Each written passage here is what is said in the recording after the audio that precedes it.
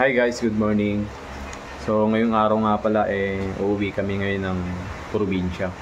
Kasi bibisitahin namin si Lola. 15 years ko na siyang hindi nakita kaya naglaan talaga ako ng araw para ma-meet ko naman sila doon. Yan.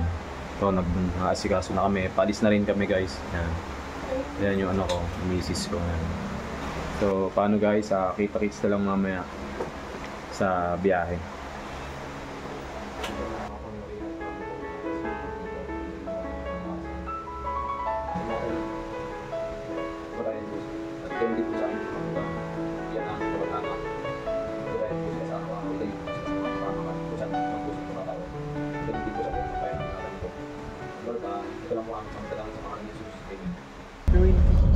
Win, kaway ka.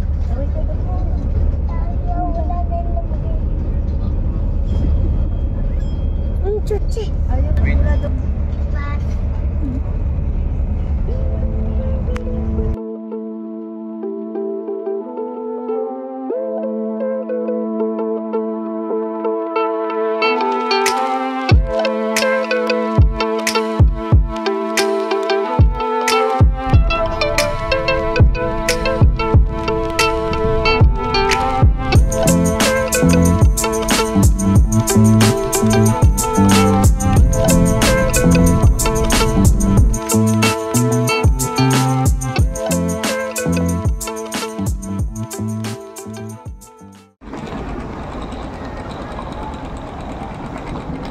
B.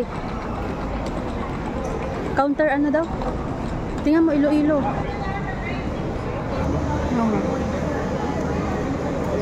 Wayne. Tingin dito. Oh my God, late na kami.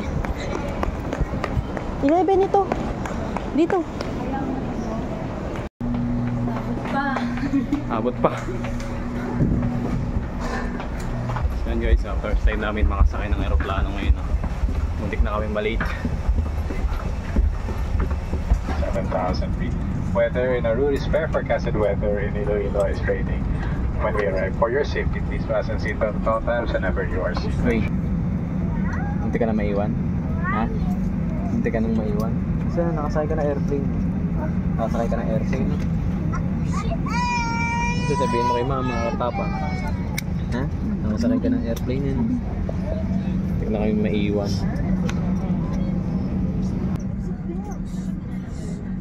Good morning, dear guests. Welcome aboard AirAsia Flight Z2309 to Iloilo.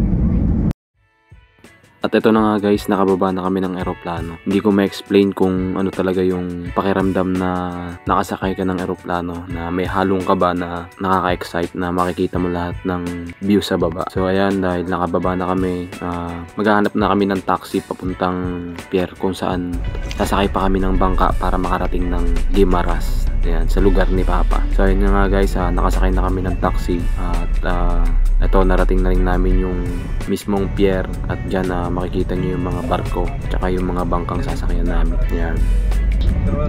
Ang sarap lang sa pakiramdam na first time mong marating yung isang lugar na ganito yung mga makikita mo. Yan, lalong lalo na first time mong makakita ng barko sa personal. Ganito pa talaga siya kalaki. Ayan guys, pasakay na nga pala kami ng bangka at ang tawag nga pala nila dito ferry boat. Kasama ko na rin si Ate Janice, yung asawa ni Kuya Nuno na pamangkin ni Papa. So buti na lang ma-experience na ako sa pagsakay ng bangka kaya hindi na ako ganong matatakot. At syempre, kuhanan na rin natin yung magagandang spot dito sa dagat. Yan. Nakain na rin ako ng mais kasi nagutom din talaga ako sa biyahe. Ayan, tawid dagat din pala talaga sila Papa dito. Yung Guimaras nga pala guys, isla rin pala siya. At ayan, nakasakay na rin kami ng tricycle. Sinundo kami ni Kuya. Si Kuya nga pala, asawa siya ni Ate Edna Lim, pinsan ko. Anak siya ni Tita Pinina. First time ko lang siya ma-meet kasi first time lang din talaga namin makapunta dito. Kaya i-enjoy natin yung 5 araw na ilalagi natin dito sa probinsya. Yan, at syempre, kinuhanan ko na rin yung kalsada. Yan, ang ganda rin pala talaga ng kalsada rito. Tsaka malawak, malinis, hindi siya traffic. Yan, walang ganong sasakyan. At syempre may madadaanan din tayong lubak-lubak na talagang pag dumaan ka dito may isip mo talaga na probinsya.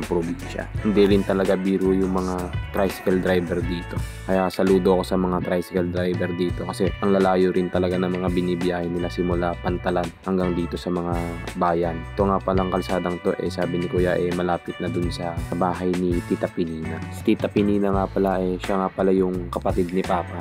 Siya lang yung kilala ko sa mga kapatid ni Papa. Yung iba kasi hindi ko mga na-meet nung bata pa ako at hindi ko rin talaga kilala. Kaya nagpapasalamat ako sa Diyos kasi nakarating ako sa lugar nila at magkikita-kita kami ng mga pinsan ko at mga tito.